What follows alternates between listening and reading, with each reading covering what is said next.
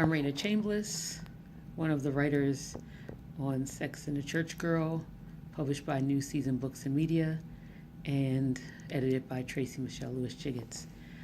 I apologize for the dark quality of the video. I wanted to get my backdrop, which is Las Vegas.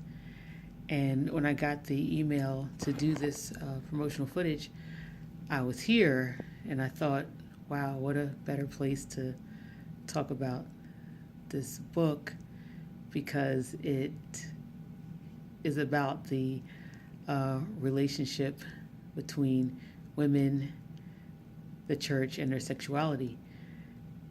It talks about the good, the bad, the ugly, and, being in Vegas just seemed very apropos because of its nickname, Sin City. And it got me to thinking, how does an entire city end up being sinful? How does it get deemed as sinful? A city that's full of people that God loves.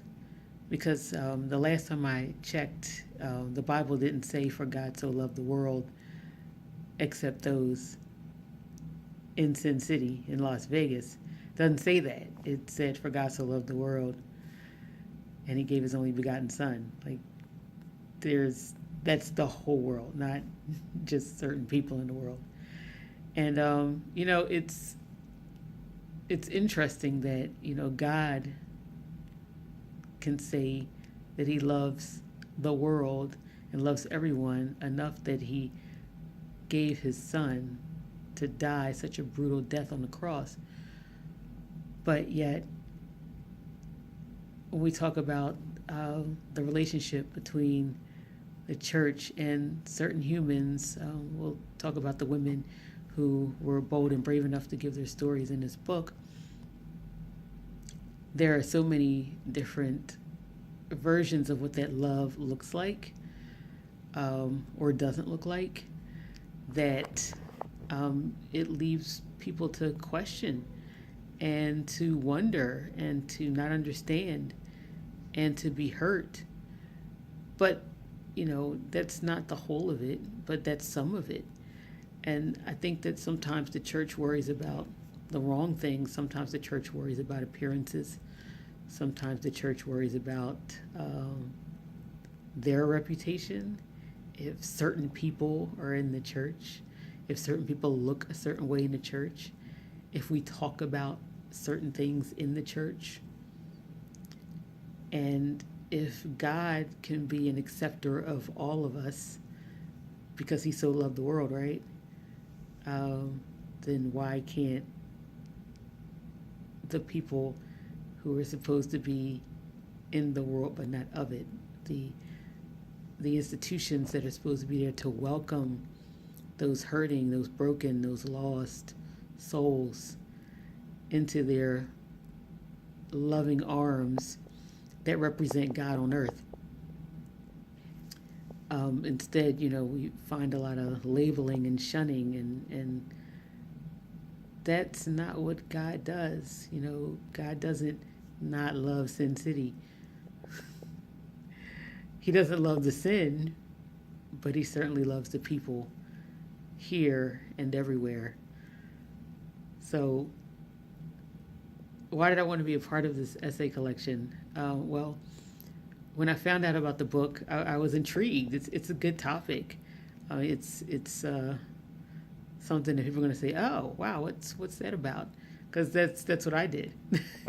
And then I had to think about what I was going to write. And I'll be honest, I have a bit of trepidation about my story.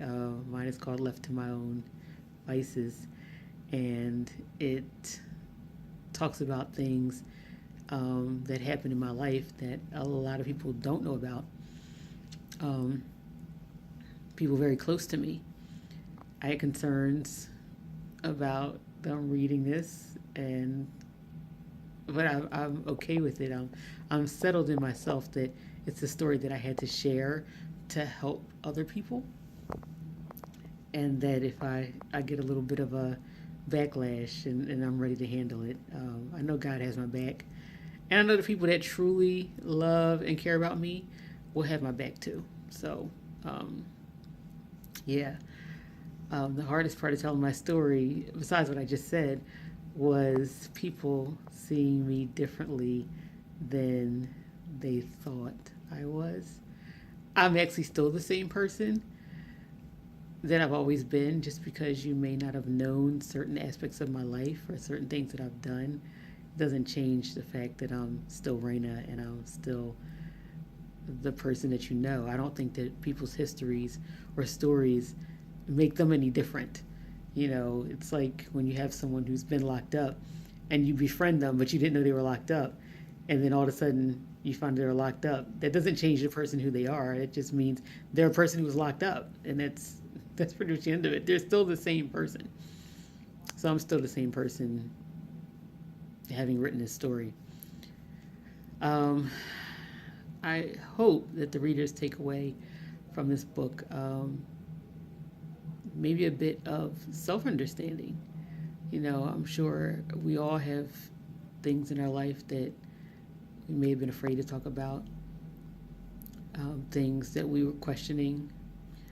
And I hope that every page gives someone else some courage and some inspiration to not necessarily write in a book, but to feel comfortable with their self and with maybe telling someone their story that's close to them.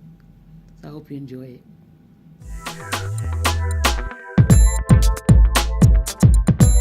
it.